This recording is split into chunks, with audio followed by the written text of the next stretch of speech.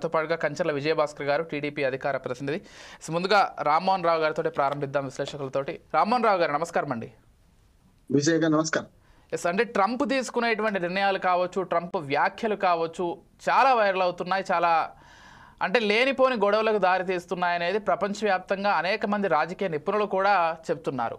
ఇక్కడ భారతదేశం విషయంలోనే చూసుకుంటే రష్యాతోటి వాణిజ్య ఒప్పందాలను పూర్తిగా రద్దు చేసుకోండి అనేటువంటి మాట చెప్పే అర్హత ఎక్కడా కూడా ట్రంప్కి లేదు. అది పూర్తిగా భారత్ ఇష్టం. భారత్కి ఎక్కడ తక్కువ ఉంటే అక్కడ కొనుగోలు చేస్తాము, ఎక్కడ కావాలనుకుంటే అక్కడ కొనుగోలు చేస్తాం. కేవలం ఆ మాటని అడ్డం పెట్టుకొని మనపైన ఎక్కువగా టారిఫ్స్ విధిస్తున్నారు. దాంతోపాటుగా డెడ్ ఎకానమీ అంటూ కొన్ని స్టేట్మెంట్స్ పాస్ చేస్తున్నారు ఆయన ఇష్టరీతిన. ఎలా చూడాలి? విజయ్ గారు, మీకు అట్లాగే విజయభాస్కర్ గారికి, శ్రీనివాస్ గారికి, యువ మిత్రుడు కార్తీక్ సమీల్ గారికి, అట్లాగే ఫోర్సైట్ టీవీ ప్రేక్షకులకు నమస్కారం. పెళ్లి శాపనార్థాలకు ఉట్టి దిగపడదు కదా. ట్రంప్ విషయం చెప్పాలంటే మన భారతదేశం గురించి డెడ్ ఎకానమీ అని అంటే అందరి ద్రాక్ష పండు పుల్ల అనేది ఒకటి ఉంటుంది. మనము మనదైన రీతిలో ఎక్కడి నుంచి ఎగుమతులు చేసుకోవాలి, ఎక్కడికి దిగుమతులు చేసుకోవాలి, ఎక్కడికి ఎగుమతులు చేసుకోవాలి ఇష్టం. కానీ ట్రంప్ వైఖరే కాదు. ట్రంప్ బహిరంగంగా ఒక రకంగా చెప్పాలంటే బోలాబాలా కనుక పైకి అంటున్నాడు. ఇప్పటిదాకా అమెరికా ఏ అధ్యక్షుడైనా కూడా ఏదో రకంగా మన మీద పెత్తనం చేసే ప్రయత్నం చేసిండ్రు. అప్పుడు ప్రతిఘటించినప్పుడు ఊరుకున్నారు, లేకపోతే ప్రతిఘటించకపోతే కొంచెం తాలూకపోతే వాటి మీద పడుతున్నారు. అంతే తేడా, ఎలా ఏం లేదు.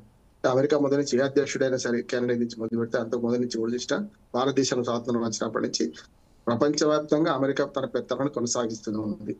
దానిలో భాగంగా ఈ అహంకార వ్యాఖ్యలు అని అంటున్నాడు. అమెరికా చేస్తున్న అహంకార వ్యాఖ్యలు బహిరంగంగా ఇప్పుడు మిగతా వాడు డిప్లొమాట్గా చెప్పిండ్రు, ఇప్పుడేమో డిప్లొమసీతో మాట్లాడారు, ఇప్పుడు బహిరంగంగా మాట్లాడుతున్నాం. రష్యాతోని మనం చమురు అట్లానే ఆయుధాలు దిగుమతి చేసుకుంటున్నాం. మంచిదే కదా, నష్టం ఉన్నది. మనకు అవసరం ఎక్కడి నుంచి ఉంటుందో అది చేస్తాం. ఉక్రెయిన్ రష్యా యుద్ధం రావడం వల్ల వచ్చిన తర్వాత మన యుద్ధాన్ని సమానంగా చూసి ఆ యుద్ధంలో ఎవరు నష్టపోకూడదు, అనవసరంగా యుద్ధం ఆపారని చెప్పి శాంతి బంధం చెప్పి మనం అక్కడి నుంచి రష్యా తక్కువకు మనకు చమురు సప్లై చేసుకుంటే మనం చేసుకున్నాం. అమెరికా ఏం చేస్తుంది, పేద ముస్లిం దేశాలను కొలగొట్టి అక్కడి నుంచి వచ్చిన చమురును, వాళ్ళు ఒప్పందంగా తీసుకున్న చమురును మనకు సప్లై చేస్తూ డబ్బు సంపాదించుకుంటారు. అమెరికా రెండు, ఒకటి ఆయుధాల వ్యవహారిగా ప్రపంచవ్యాప్తంగా యుద్ధాన్ని ప్రోత్సహిస్తున్నది, దాంతోపాటు ఆయుధాలు నమ్ముకుంటుంది, సొంతంగా యుద్ధంలో దిగదని ఒక సామెత ఉంది విజయ్ మనకి. అంటే 1000 రణాలు అంటే ఆపరేషన్ చేసినా గానీ నా పులిపిరితో సమానం కాదని ఒక డాక్టర్ అంటే వాడి పులిపిరి వాడికి కష్టం, బయట ఎంతమందికైనా ఆపరేషన్ చేయవచ్చు. కానీ ఇక్కడ కూడా అమెరికా మొదటి నుంచి కూడా యుద్ధాలు ప్రోత్సహిస్తున్నది, యుద్ధాలకు కావాల్సిన ఆయుధాలను అమ్ముతున్నది, డబ్బు చేసుకుంటుంది. ఒక రకంగా చెప్పారంటే దాసోహం చేసుకుంది చాలా దేశాలు. వియత్నాం కంపుచే యుద్ధం నుంచి చూస్తున్నాడు నా అనుభవంలో అయితే. అంటే ఇప్పుడు ఏమవుతుందంటే తాను యుద్ధం చేయదు, కానీ యుద్ధం చేసి కానీ భౌతిక యుద్ధాన్ని ప్రోత్సహిస్తున్నది. ఇప్పుడు భౌతిక యుద్ధాలతో పాటు ఆర్థిక యుద్ధాన్ని కూడా ప్రోత్సహిస్తున్నది. నిజంగా చెప్పాలంటే ఆర్థిక యుద్ధం నుంచి కూడా ఇప్పుడు సుంకాల యుద్ధం వచ్చింది. ఆర్థిక యుద్ధంలో భాగమే. ప్రపంచవ్యాప్తంగా అసలు భౌతిక యుద్ధాలు ఉండొద్దు, ఆర్థిక యుద్ధాలు జరిగే కాలం అనుకుంటే ఇప్పుడు ఆర్థిక యుద్ధాల్లో సుంకాల యుద్ధం మొదలుపెట్టింది. ఎడాపేడా అని ట్రంప్ అని మీద వ్యాసం రాశాను. ఎటు పడితే అటు చెరిపేస్తున్నాడు. చెరిపేసుకుంటూ తన మిత్ర దేశం లేదు, శత్రు దేశం లేదు, ఇప్పుడు తనం భేదం లేదు. యూరోపియన్ కంట్రీస్ ఉన్నాయి, వాళ్ళ మీద కూడా వేస్తున్నాడు. కానీ అందులోనే రాజుగారి చిన్న భార్య పెద్దది మంచిది అంటే పెద్ద భార్య మంచిది కాదన్నట్టు పాకిస్తాన్ ఇండియా మధ్యనే వివక్ష చూపిస్తున్నాడు. చూస్తున్నాం కదా మనం. దాదాపు మన దీని మీద 25 అయితే మొన్నటిదాకా 29% ట్యాక్సెస్ ఉన్న పాకిస్తాన్ మీద 10% తగ్గించి 19 కుదించారు. మన పక్క చూడండి, బంగ్లాదేశ్ కానీ ఈ 7 దేశాలు చూసుకుంటే 15 నుంచి అన్నిటికంటే మనదే ఎక్కువ. ఒక రకంగా చెప్పాలంటే అన్నిట్లో 19%, 21% ఇట్లా ఉంటే మన చుట్టుపక్కల ఉన్న 7 దేశాల కంటే కూడా మన మీద ఎక్కువ వేశాడు. ఇక కొన్ని సరే 41%, 50% వేసిన సందర్భాలు ఉన్నాయి. ఇంతకుముందు ఒక లీడ్లో మంచి మాట చెప్పారు విజయం. ఎందుకంటే ఇప్పుడు తాగే వాడే కడతలో తాళ్ల పన్నునే సాగు. అమెరికాకు మనం ఎగుమతులు చేస్తే 25% ట్యాక్స్ విధిస్తా అంటున్నారు. ఇంకా ప్రతీకార ట్యాక్స్ ఇంకా మొదలు కాలే. అంటే అమెరికా మన రష్యాను మనకు చైనాతో మనం ఒప్పందాలు చేసుకుంటున్నాం, కొన్ని చమురు కానీ ఇతరతర చేసుకుంటున్నాం కనుక మీరు రష్యాతో చేసుకున్న దాని మీద ప్రతీకార ట్యాక్స్ కూడా వేస్తాను అనుకుంటూనే ఇంకా వేయలేదు. ఇప్పుడు 25% కూడా రేపు 7వ తారీఖు నుంచి వేస్తా అంటున్నాడు. అందుకని ఏమంటారు అంటే దీని వల్ల పరస్పరం నష్టమే అవుతుంది. మనకు నష్టం కాదు, వాడికి కూడా నష్టం అవుతుంది. తాగే వాడే కడతాడు తాళ పన్ను అన్నట్టు ఈ మనం ఎగుమతుల మీద, మనం అమెరికాకి చేసే ఎగుమతుల మీద 25% ట్యాక్స్ వేస్తే వాడేది ఎవరు? అక్కడనే కదా, వాడే కదా వాడేది. వాడి మీద పడుతుంది కదా ట్యాక్స్ అంతా. అంటే ఏమైతే 1-2% పెరుగుతుంది అమెరికాలో. ఆ నష్టం స్పష్టంగా ఈ లీడ్లో చెప్పారు. ఆ మాట చాలా నాకు నచ్చింది. ఎందుకంటే వాళ్ళ మీదే పడుతుంది భారం. కానీ వాడేవాడు డిమాండ్ సప్లైలో తేడా వస్తుంది కనుక కొంత ఏమైనా తేడా వస్తే ఎగుమతులు మనం చేసి తక్కువ అవుతాయి.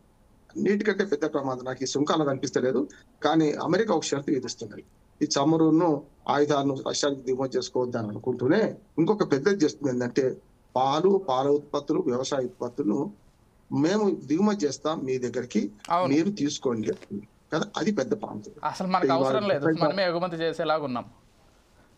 ఒకటి ఆహార సంతృప్తి సాధించడం, కానీ మన దగ్గర పరిస్థితులను బట్టి వ్యవసాయంలో పాలు అనుకుందాం. చిన్న ఉదాహరణ చెప్తాను. మన దగ్గర 70 రూపాయలు లీటర్ ఉన్నది అనుకుందాం. 80 అంటే మా పాల నాణ్యతను బట్టి 100 రూపాయల దాకా ఉన్నది. ఇది మన పాకెట్ పాలు అంటాం.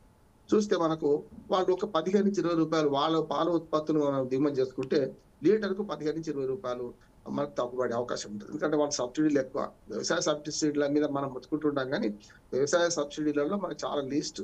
అమెరికా చాలా పెద్ద ఎత్తున వ్యవసాయ సబ్సిడీ ఇస్తుంది. కాకపోతే వాళ్ళ వ్యవసాయం అంతా 3-4% మించాలి. కానీ పెద్ద దేశం కనుక దాని నుంచి వచ్చే ఉత్పత్తులను మనకి పంపితే మన దగ్గర రైతులు నష్టపోతారు.